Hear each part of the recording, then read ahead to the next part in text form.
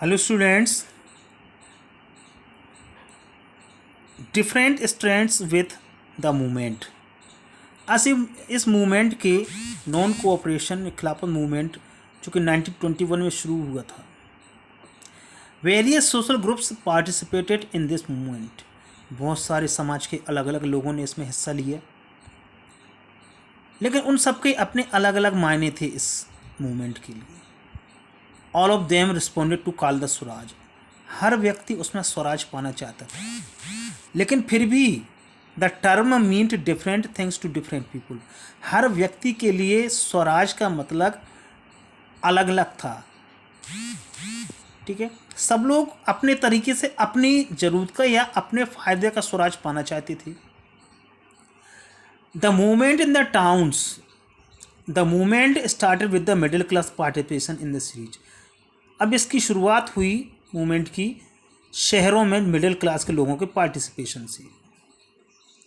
अब उसमें क्या हुआ, हजारों स्टूडेंट जो छात्र थे, उन लोगों ने जो सरकारी स्कूल थे जिनमें वो पढ़ते थे, उन स्कूलों को छोड़ना शुरू कर दिया।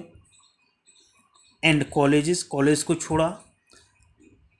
जो हेडमास्टर और टीचर्स थे उन्होंने त्यागपत्र दिए, उन्होंने रिज़ाइन किया।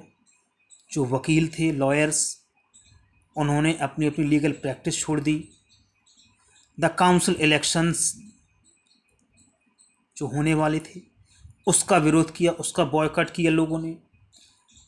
मद्रास के कुछ जगहों को छोड़ करके बाकी जगह इन चुनावों का बहिष्कार किया गया।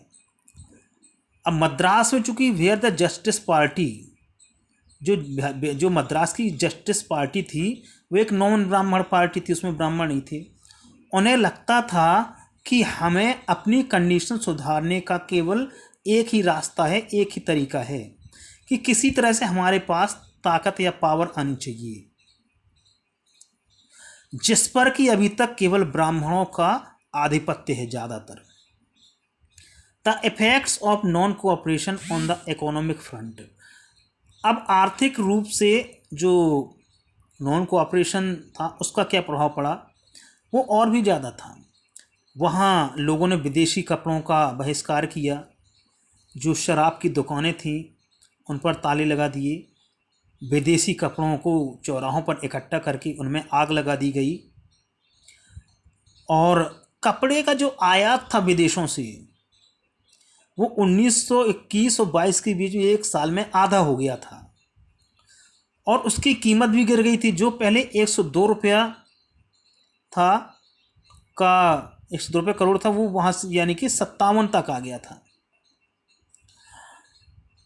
वही उसी जो कपड़ा मंगाया जाता, यानी एक पहले 102 करोड़ का मंगाते थे, फिर उसके बाद 57 करोड़ तक घट गया था। बहुत सारी जगहों पर व्यापारियों ने फाइनेंस फॉरेन ट्रेड को मना कर दिया और विदेशी कपड़ों को खरीदना बंद कर दिया। और जैसे ही जब ये बायकॉट का आंदोलन फैला, लोगों ने मंगाए हुए कपड़ों का बहिष्कार करना शुरू कर दिया और भारतीय कपड़ा पहनना शुरू किया। और जिस वजह से भारत की जो मिलें थी, इंडियन टेक्सटाइल मिल्स और हैंडलूम्स, उनको फ़ायदा पहुंचने लगा।